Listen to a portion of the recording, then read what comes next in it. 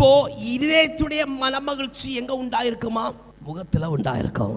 இப்போ இந்த மனதுக்கம் எதை முறித்து போடுமா? பெற்றிருக்கிற பரிசுத்த ஆவியானவரை முறித்து போடும். அது எப்படி பாஸ்டர் முறித்து போடுறாங்க? இப்போ இந்த மனதுக்கம் முகத்தில் தெரிகிறது. அல்லேலூயா.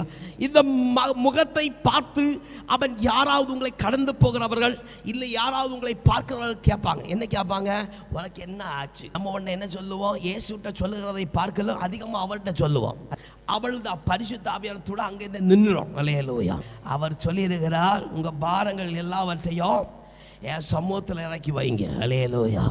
உங்க பாரத்தை நான் சுமக்கிறேன். என் பாரமாக இருக்கிற லகுவாயும் மெதுவாயும் இருக்கிற பாரத்தை நீங்க சுமைங்க.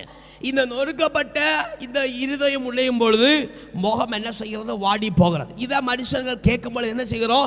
ஆண்டவர்கிட்ட சொல்லுகிறத விடைக்கு அதிகமாக யார்கிட்ட சொல்லுகிறோம்? மனுஷன். அப்போ பரிசுத்த ஆவியானவரோட தேவையில்லை, முறிக்க போகுது.